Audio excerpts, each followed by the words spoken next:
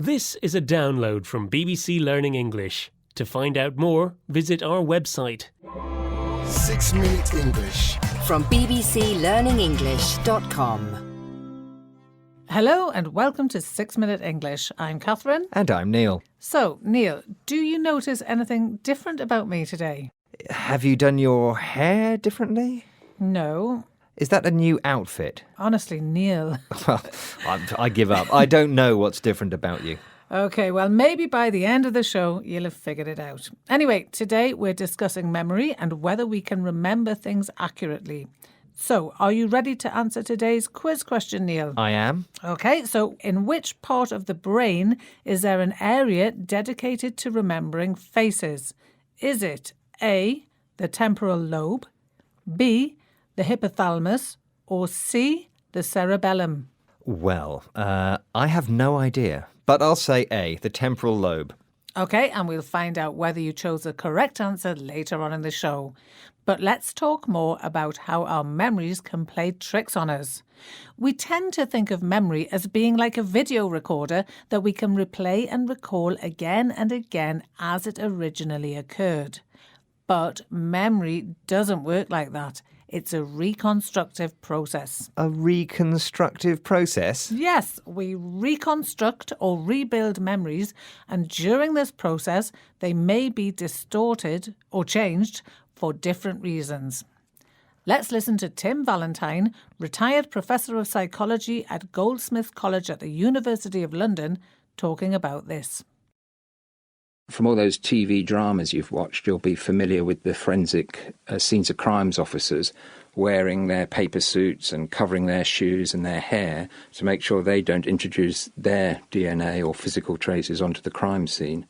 So that, in the same way, anybody who has any interaction with a witness needs to make sure that they don't distort their memory. So crime officers wear protective clothing at crime scenes so they don't contaminate it with their DNA. That's right. A crime scene is a place where a crime was committed. And contaminated means made impure through contact with an outside source. So, for example, if an officer touches something without gloves on, they introduce new information. And once this has happened, you can't get back to the original information. Now, Tim Valentine says that when police officers talk to the witness of a crime, they might also introduce new information, and this could change the witness's memory of what happened. And it isn't only police questioning that can distort memory. Other factors, such as stress, can affect your ability to recall events accurately. For example, if you're being held at knife point, you're likely to be concentrating on the weapon rather than on your attacker's face.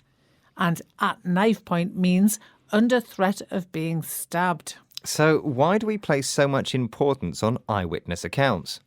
Eyewitness accounts can sound very convincing in court, but in fact, according to research, they're often unreliable. Karen Newith, senior attorney at the Innocence Project in New York, explains this further. First, I think it's sort of natural for people to want to believe that memory can be accurate. It's very disconcerting to think that we're going through life relying on our memories and then to learn how mistaken they can be and how frequently. Second is that the testimony of eyewitnesses has become a very expected piece of a criminal trial. So jurors sort of anticipate it, look for it, and tend to believe it. So, we like to trust in our ability to remember things accurately, and it's disconcerting to learn that memory is frequently inaccurate. And disconcerting means? It means confusing and a bit upsetting. Karen Newith also says that people expect eyewitness testimony or spoken statements in court. Do you think that's true, Catherine? Yes, and it's the most commonly used evidence brought against criminal defendants in court, even though they're often inaccurate. Are there any ways to improve accuracy? Yes, there are. For example, in a police lineup, you can prevent eyewitnesses receiving information from the officer giving instructions, which might influence their response. Yes, I see. Well, you didn't give anything away when you asked what was different about your appearance at the beginning of the show. Yes, that's true, Neil, but I can now reveal to you that I'm wearing glasses, Neil. I've lost my contact lenses. I don't know how I missed that, because actually you do look, well, completely different with glasses. Just a bit, yes. So now we're running out of time, so let's move on to the answer to today's quiz question. Remember I asked, in which part of the brain is there an area dedicated to recognising faces?